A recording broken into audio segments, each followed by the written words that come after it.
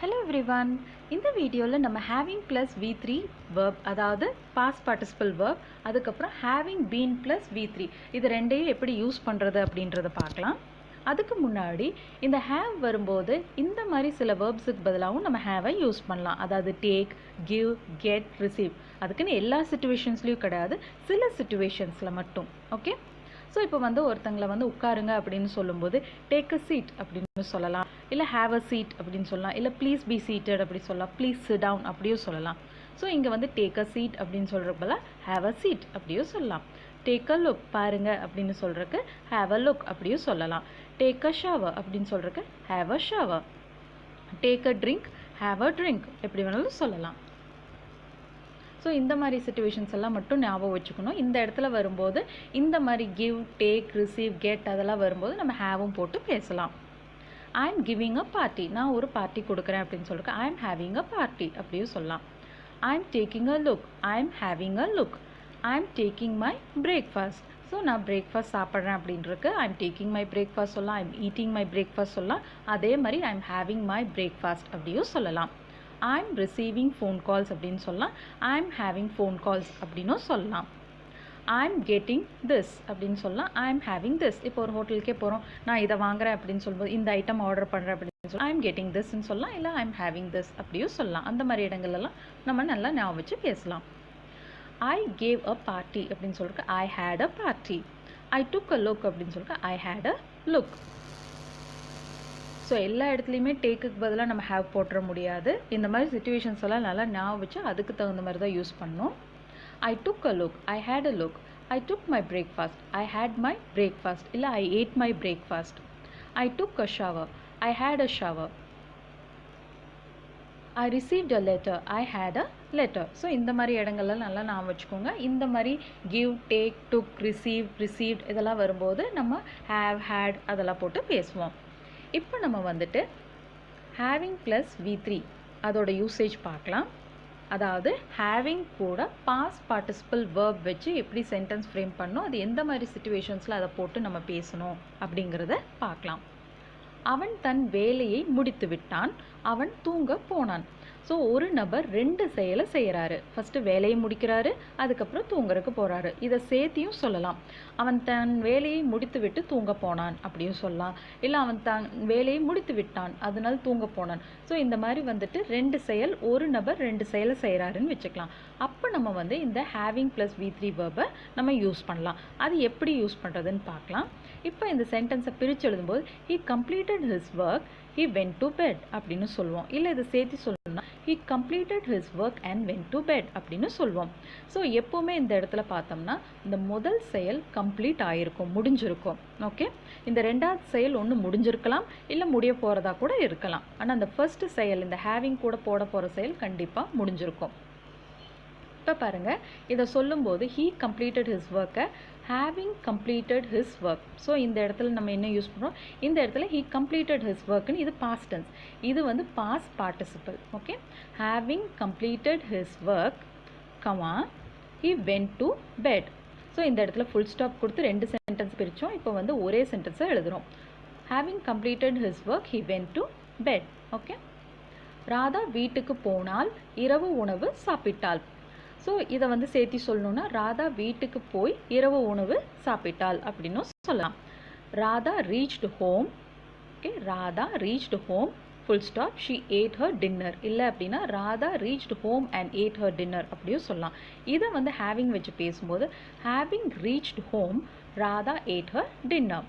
Having reached home comma Radha ate her dinner. கண்டிப்பாக இந்த இடத்துல கமா கொடுத்து தான் எழுதணும். ஓகே,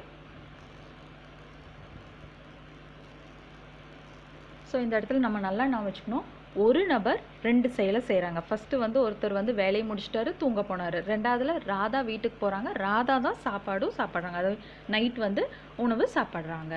ஓகே, நான் ஃபின்லாண்டில் வாழ்ந்தேன், அதனால் என்னால் அந்த நாட்டை பற்றி சொல்ல முடியும். ஸோ இந்த இடத்துல யார் வாழ்ந்தாங்க, ஒரு நபர் வாழ்ந்தார், அவரே தான் அதை பற்றி சொல்ல முடியும்னு சொல்கிறாரு. ஓகே, ஒரு நபர் ரெண்டு செயல். I have lived in Finland, அதாவது வாழ்ந்துட்டு இருந்தார், இப்போ வாழலை. Okay, I have lived in Finland அப்படின்னா என்னென்னா, ஐ ஹாவ் லிவ்ட் இன் ஃபின்லேண்டுன்னு சொல்லிட்டாருனாலே அதுக்கு அர்த்தம் என்ன, கொஞ்ச நாளோ கொஞ்சம் வருஷமோ அவர் அங்கே வாழ்ந்தார் அப்படின்னு சொல்கிறோம். ஐ have lived in Finland so I can tell about that country. இதை வந்து நம்ம சேர்த்தி எழுதுகிறோம். Having lived in Finland, comma, I can tell about that country. Having lived in Finland, I can tell about that country. நான் ரிப்போர்ட்டை படித்தேன், அதனால் என்னால் உனக்கு சில பரிந்துரைகள் சொல்ல முடியும். ஸோ நான் ரிப்போர்ட்டை படித்தேன், அதனால் சில சஜஷன்ஸ் என்னால் கொடுக்க முடியும் அப்படின்னு சொல்கிறோம். I read the report, so I can give you some suggestions. I read the report, இது வந்து past tense. ஓகே, ஸோ எப்பவுமே இந்த மாதிரி இடங்கள்லாம் கொஞ்சம் கன்ஃபியூசிங்காக இருக்கும். இது வந்து ஆக்சுவலாக past tense, இது வந்து past participle. I read the report, so I can give you some suggestions. Having read the report, comma, I can give you some suggestions. இங்கே soலாம் யூஸ் பண்ணிடக்கூடாது. Having read the report, I can give you some suggestions. So இது எக்ஸாக்டாக தமிழில் சொல்லலாம், நான் வந்து ரிப்போர்ட்டை படிச்சிருக்கிறதால என்னால் சில சஜஷன்ஸ் கூற முடியும், இல்லை சொல்ல முடியும் அப்படின்னு சொல்கிறோம். அடுத்தது, சோனு தன் ஹோம்ஒர்க்கை முடித்துவிட்டு வெளியே விளையாட போனான். Sonu finished his homework, full stop, he went out to play. ரெண்டு சென்டென்ஸாக சொன்னோம்னா, இதே சேர்த்து சொன்னோம்னா, Sonu finished his homework and went out to play. And போட்டு சேர்த்து பேசுகிறோம். அதவே வந்து இன்னொரு ஸ்டைலில் பேசும்போது, having finished his homework, comma, Sonu went out to play. Okay, having finished his homework, Sonu went out to play. Sheeba பற்றி பேசிவிட்டு நைரா தன் சொந்த ஊருக்கு போனாள். Naira spoke about Sheeba and left to her hometown. Having spoken about Sheeba, so இது வந்து Naira spoke about Sheeba, past tense. இந்த இடத்துல past participle யூஸ் பண்ணுறோம். அதனால் having spoken about Sheeba, comma, Naira left to her hometown.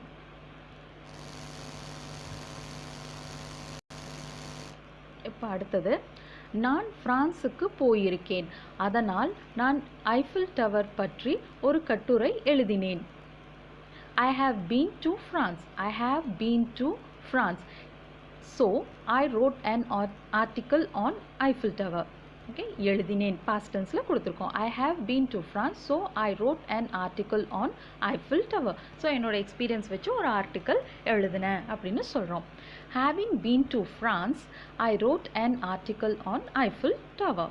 So இந்த இடத்துல பார்த்தோம்னா having been, அதாவது இந்த இடத்துல been வந்து வேறு, நம்ம செகண்டாக நம்ம பார்க்க போகிறோம் இல்லைங்களா, having been plus V3 verb, அது கம்ப்ளீட்லி டிஃப்ரெண்ட். இந்த இடத்துல been வந்து நான் போயிருக்கேன் அப்படின்னு சொல்கிறதுக்கு இதுவே வந்து V3-யை ஆக்ட் பண்ணுது. ஓகே, கன்ஃபியூஸ் பண்ணிக்க வேண்டாம். having visited ஃப்ரான்ஸ்னு கூட இதை சொல்லலாம். இந்த been toக்கு பதிலாக visited அப்படின்னும் போடலாம். having visited France, I wrote an article on Eiffel Tower அப்படியும் போடலாம். ஸோ எப்போவுமே இந்த ஹேவிங் பீன்னு வந்துச்சுனாலே கேர்ஃபுல்லாக பாருங்கள். அது வந்து நம்ம ஏதாவது ஒரு இடத்துக்கு போயிருக்கோம் அப்படின்ற மீனிங்கில் பேசுகிறோமா, இல்லை அந்த ஹேவிங் பீன் கூட இன்னொரு பாஸ்ட் பார்ட்டிசிபிள் வந்திருக்கான்னு பாருங்கள். ஓகே, அப்போ அதோட யூசேஜ் கம்ப்ளீட்லி டிஃப்ரெண்ட் நம்ம புரிஞ்சுக்கணும். நான் ரிப்போர்ட்டை படிக்கவில்லை, அதனால் என்னால் பரிந்துரைகள் கொடுக்க முடியாது. இத்தனை நம்ம பாசிட்டிவ் சென்டென்சஸ் ஃப்ரேம் பண்ணிட்டு இருந்தோம். இப்போ நெகட்டிவ் ஃப்ரேம் பண்ணுறது எப்படின்னு பார்க்கலாம். I didn't read the report. I didn't read the report, so I can't give you suggestions. I didn't read the report, so I can't give you suggestions. இதை வந்துட்டு இந்த having plus V3 ஓட சேர்ந்த usage எப்படி பண்ணுறதுன்னு பார்த்தோம்னா, not having read the report, பாருங்கள் முன்னாடி வந்து not போடணும். Okay, not having read the report, I can't give you suggestions. Not having read the report, comma, I can't give you suggestions. So எப்பவுமே இந்த மாதிரி ரெண்டு ரெண்டாக சொல்கிற சென்டென்ஸ் எல்லாம் சேர்த்து பேசுகிறோம். ஒரு நபர் ரெண்டு செயல். சோனு தன் ஹோம்ஒர்க்கை முடிக்கவில்லை, அதனால் அவன் வெளியே விளையாட போகவில்லை. Sonu didn't finish his homework, so he didn't go out to play.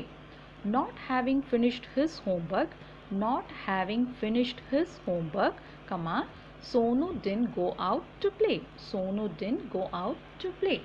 Okay.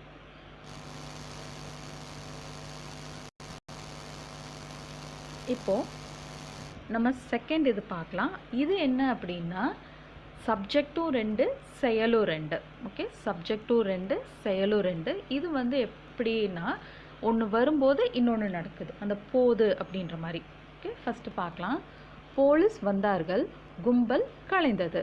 Police வந்தார்கள், கும்பல் கலைந்தது. இது நடக்குது, போலீஸ் வந்தாங்க, டக்குன்னு இவங்க கலைஞ்சு போயிட்டாங்க, அந்த மாதிரி. Okay, the police arrived, the mob dispersed. The police arrived, the mob dispersed. So இதை வந்து சொல்லும்போது the police having arrived, the police having arrived, இது வந்து V3 verb. ஓகே, இது வந்து past tense. the police arrived அப்படின்னா past tenseலேயே சொல்கிறோம்.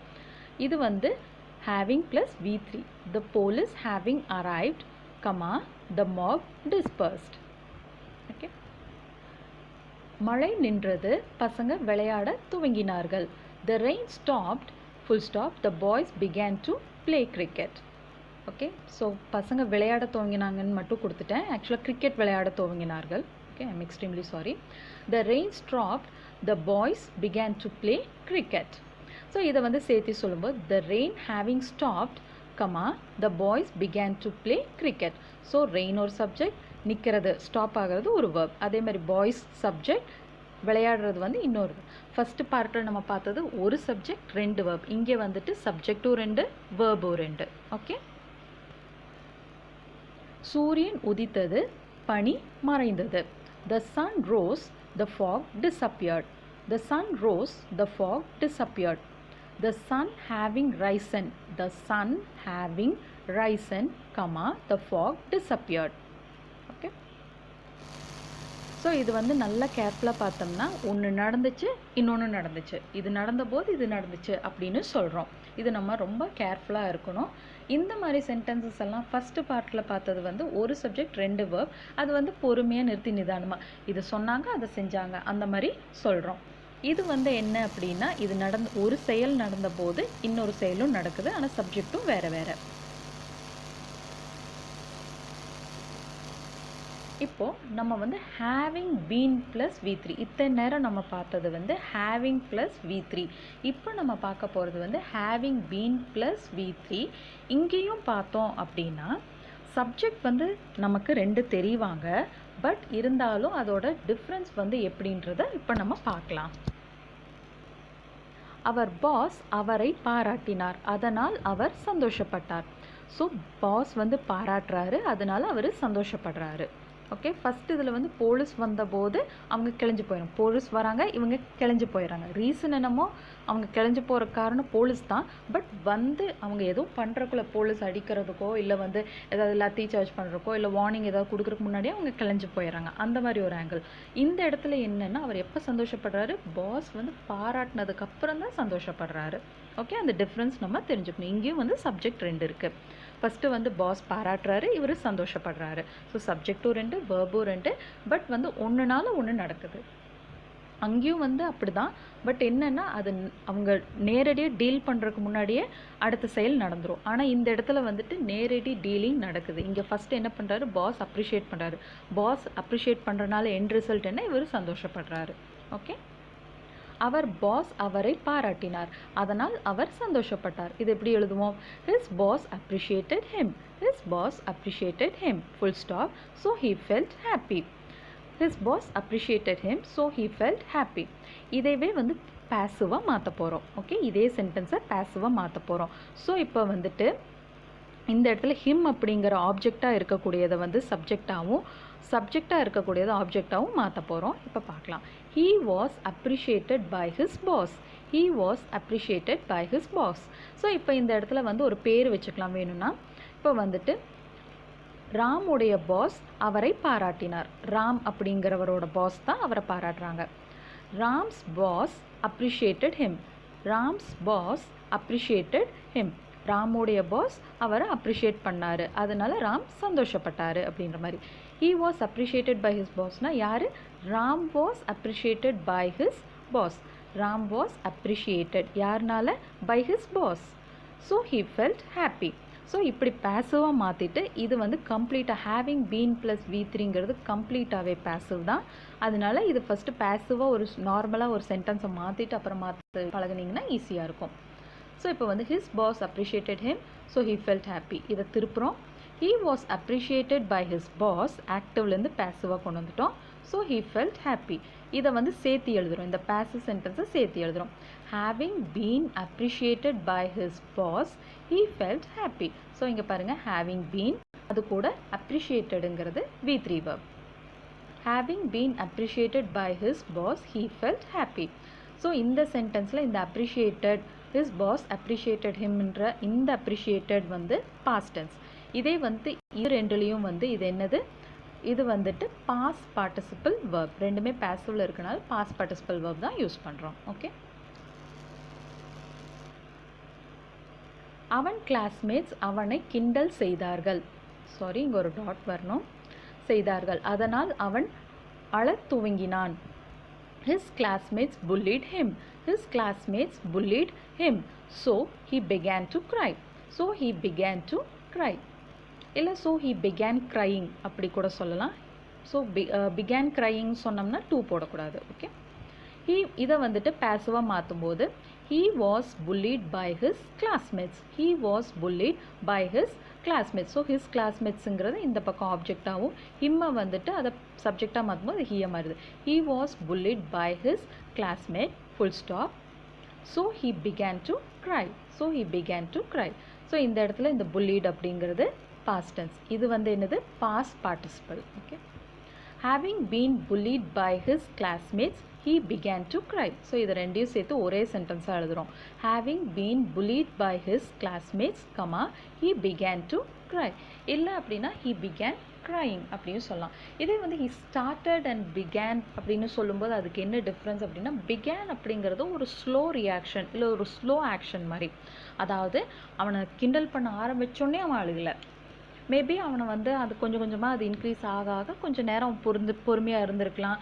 அதுக்கப்புறம் அவனால் டாலரேட் பண்ணாமல் அவன் அழ ஆரம்பிச்சிருக்கான். அதுதான் அந்த பிகேன். ஸோ அந்த பிகேனுக்கும் ஸ்டார்ட்டுக்கும் என்னென்னா, அந்த டக்குன்னு தொடங்குச்சு அப்படின்னா அது வந்து ஸ்டார்ட். இதே கொஞ்சம் ஆக்ஷன் ஸ்லோவாக இருந்துச்சுன்னா அது வந்து பிகேன் அப்படின்னு சொல்லுவோம்.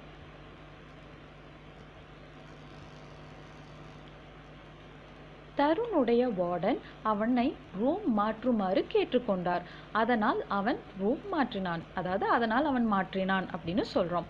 Tarun's warden asked him to shift the room. so he did. so he changed the room அப்படின்னு ஃபுல்லாக சொல்லணுன்னாலும் சொல்லலாம், இல்லை so he did அப்படின்னு சொன்னோம்னாலும் போதும்.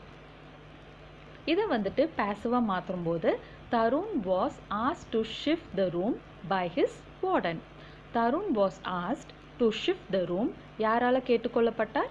by his warden. வார்டனால் கேட்டுக்கொள்ளப்பட்டார். Tarun was asked to shift the room by his warden. full stop.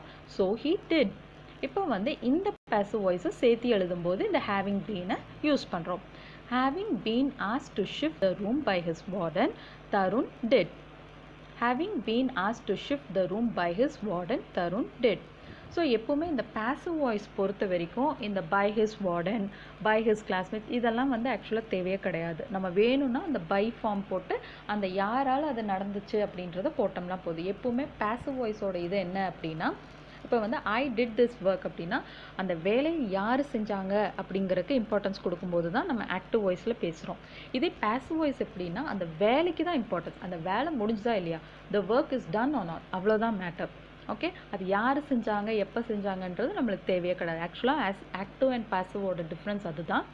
ஆக்டிவில் வந்து பார்த்தோன்னா யார் செஞ்சாங்கங்கிறதுக்கு importance கொடுப்போம். இதே வந்து பாசிவில் வந்து அந்த வேலை என்னவோ அது முடிஞ்சுதா இல்லையான்னு தான் பார்ப்போம்.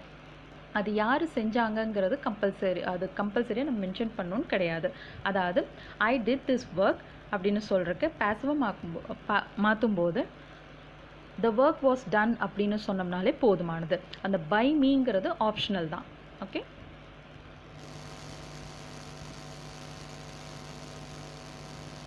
அடுத்தது ரித்துவுடைய அம்மா அவளை திட்டினாங்க, அதனால் அவள் படிக்க துவங்கினாள். Ritu's mother scolded her. Ritu's mother scolded her. Full stop. So she started studying. So she started studying. திட்டினாங்களோ இல்லையோ டக்குன்னு போய் புக் எடுத்துட்டா அப்படின்ற மாதிரி இது. Okay, Ritu was scolded by her mother. So Ritu was scoldedன்னு சொல்லி நிறுத்தினோம்னா கூட போதுமானது தான். இந்த by her motherங்கிறது ஆக்சுவலாக கம்பல்சரி கிடையாது. அந்த இடத்துல வந்து யாரால் திட்டப்பட்டாங்க அப்படின்னு சொல்கிறது நீங்கள் மென்ஷன் பண்ணணும்னு நினச்சிங்கன்னா மட்டும் போட்டால் போதும் பாசிவ் வாய்ஸில். இந்த சென்டென்ஸில் எல்லா சென்டென்ஸ்லையுமே. Okay, Ritu was scolded by her mother. full stop. so she started studying. இதை வந்துட்டு இந்த passive voice சேர்த்து பேசும்போது having been scolded by her mother, Ritu started studying. Ritu started studying. இப்போ நம்ம வந்து having said that அப்படிங்கிறத யூஸ் பண்ண போகிறோம். இது எங்கே யூஸ் பண்ணுறது? இது நிறைய இடத்துல நம்ம பேசும்போது நியூஸ் சேனல்ஸ்லலாம் இது வருதே, இது எப்படி வந்துட்டு இது நம்ம நியூஸ் பேப்பர்ஸ் படிக்கும்போது இது அடிக்கடி பார்க்குறோம். இது என்ன மெத்தடில் இது யூஸ் பண்ணுறது அப்படின்னா, இது ஒன்றும் கிடையாது, கான்ட்ராஸ்ட். ஒரு சின்ன கான்ட்ராஸ்ட்டை வந்து நம்ம சொன்ன ஒரு சென்டென்ஸ், நம்ம என்ன சொன்னோமோ அதுலேருந்து கொஞ்சம் வேறுபடும் போது இதை வந்து யூஸ் பண்ணோம். அது எப்படின்றத பார்க்கலாம். நாடு முழு ஊரடங்கில் உள்ளது, இருந்தாலும், ஆனாலும், ஆனால் அந்த மாதிரியெல்லாம் தமிழில் வரும்போது, ஓகே, நாடு முழு ஊரடங்கில் உள்ளது, இருந்தாலும் இல்லை ஆனாலும், ஆனால் அப்படியெல்லாம் வரும்போது, மருத்துவமனைகள், காவல்துறை, பெட்ரோல் பங்குகள், தீயணைப்புத்துறை, ஏடிஎம்கள் செயல்படும். பாருங்கள், நாடு முழுக்க லாக்டவுன் தான், ஆனாலும் ஹாஸ்பிட்டல்ஸ் இருக்கும், பெட்ரோல் பங்க் இருக்கும், காவல்துறையிலலாம் போலீஸ் பீப்புள் எல்லாம் வந்து ஆஃபீஸர்ஸ் எல்லாம் வேலை செய்வாங்க அப்படின்னு சொல்கிறோம். ஸோ கம்ப்ளீட் ஊரடங்குன்னு சொன்னாலுமே மக்களுக்கு தான். ஆனால் இந்த மாதிரி எமர்ஜென்சியாக தேவைப்படக்கூடிய எசென்ஷியல் கூட்ஸ் எல்லாம் பண்ணக்கூடியது, இல்லை வந்துட்டு போலீஸ் ஆஃபீஸர்ஸ் மாதிரி இருப்பாங்க, அவங்களாம் டியூட்டியில் தான் இருப்பாங்க அப்படின்னு நம்ம சொல்கிறோம். ஒரு சின்ன கான்ட்ராஸ்ட் நம்ம காட்டுறோம். The country is under complete lockdown. இல்லை total lockdown எது வேணாலும் சொல்லலாம். The country is under complete lockdown. Having said that, comma, கண்டிப்பாக கமா போடணும். Hospitals, police, petrol pumps, fire stations, ATMs will continue to work. இவங்கெல்லாம் எப்பவும் போல் வேலை செஞ்சுட்டு தான் இருப்பாங்க. டாக்டர்ஸ், போலீஸ், பெட்ரோல் பம்ப் போனோம்னா பெட்ரோல் கிடைக்கும், அந்த மாதிரியெல்லாம் நம்ம சொல்கிறோம். உணவு ரொம்ப காரமாக உள்ளது, இருந்தாலும் ரொம்ப சுவையாக இருக்கிறது. ஸோ நம்ம பட் ஸ்டில் யூஸ் பண்ணலாமா? இதுக்கு நம்ம பட் ஸ்டில் அப்படிங்கிறத யூஸ் பண்ணிக்கலாம், ஒன்றும் ப்ராப்ளம் கிடையாது. இருந்தாலும் இந்த மெத்தடும் ஒன்று இருக்குது, இந்த ஸ்டைல்லையும் நம்ம பேசலாம். The food is very spicy. Having said that, it is very delicious. The food is very spicy. Having said that, it is very delicious.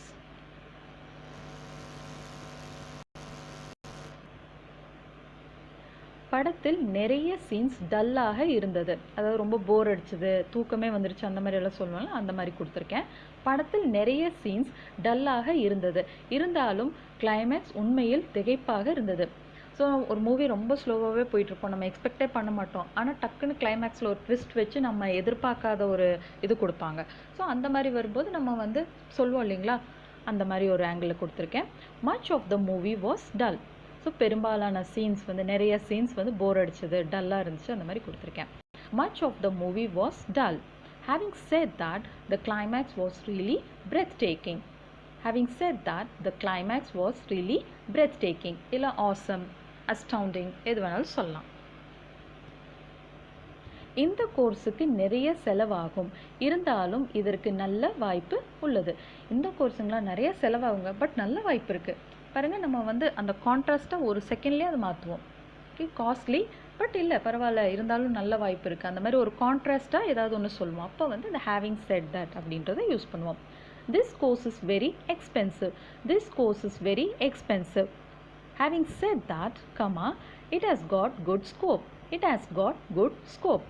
So இந்த ஹேவிங் செட் தட்டுக்கு பதிலாக தட் செட் அப்படின்னும் சொல்லலாம். வெறும் தட் செட், ஹேவிங் போடாமல் வெறும் that said அப்படின்றத போட்டு பேசலாம். This course is very expensive. That said, it has got good scope. So that said அப்படிங்கிறது சில ரீஜன்ஸில் பேசுவாங்க, பெரும்பாலும் அவங்க having said that அப்படின்றத யூஸ் பண்ணுவாங்க. Okay, this course is very expensive. Full stop. அடுத்த சென்டென்ஸ் வரும்போது இந்த கான்ட்ராஸ்ட் கொடுக்குறோம். அந்த முன்னத்த சென்டென்ஸ்க்கு கொஞ்சம் வேறுபட்டு நம்ம ஏதாவது ஒரு பாயிண்ட் சொல்லணும். ஃபார் எக்ஸாம்பிள், என் ஃப்ரெண்டுக்கு பயங்கர ஞாபகம் வருது, ஆனால் வந்து எனக்காக மட்டும் எதையாவது ஒன்று வாங்கிட்டு வந்துடுவான், என்னை மட்டும் எப்பவும் மறக்க மாட்டான், அந்த மாதிரிலாம் சொல்கிறது. சில விஷயங்கள் மட்டும் அவன் மறக்கவே மாட்டான், அவனுக்கு ஞாபகம் மறதி ஜாஸ்தி, ஆனால் இந்த விஷயத்தில் மட்டும் அவன் ரொம்ப உஷாராக இருப்பான், அப்படியெல்லாம் சொல்கிறது. ஓகே, ஸோ நான் இதில் வந்து கொஞ்சம் சென்டென்சஸ் கொடுத்துருக்கேன், இதை நல்லா ப்ராக்டிஸ் பண்ணுங்கள். இது நல்லா ப்ராக்டிஸ் பண்ணால் தான் ஈஸியாக இருக்கும். எப்போவுமே வந்துட்டு இம்மீடியட்டாக உங்களுக்கு ஈஸியாக இருந்ததுன்னா ஸ்ட்ரெயிட்டாக ஹேவிங் பீன் அதெல்லாம் ஃப்ரேம் பண்ண ஆரம்பிக்கலாம். அப்படி இல்லைன்னா பேசிக்காக ஒரு சென்டென்ஸ் எடுத்துக்கோங்க, அதை ஆக்டிவ் வாய்ஸில் போடுங்க, அதை வந்து பேசிவாக மாற்றிட்டு அப்புறம் அதை ரெண்டும் சேர்த்து பேசும்போது ஹேவிங் பீன் அதை போட்டு பேசுங்க. அதே மாதிரி தான் ஹேவிங் செட் தட்டும். அதே மாதிரி தான் having ப்ளஸ் V3 verb போட்டு பேசுகிறதும். இது நல்லா ப்ராக்டிஸ் பண்ணுங்கள். நம்ம நெக்ஸ்ட் வீடியோவில் நெக்ஸ்ட் லெசன் பற்றி டீட்டெயிலாக பார்க்கலாம். Meet you in the next video. Until then, thank you. Bye-bye.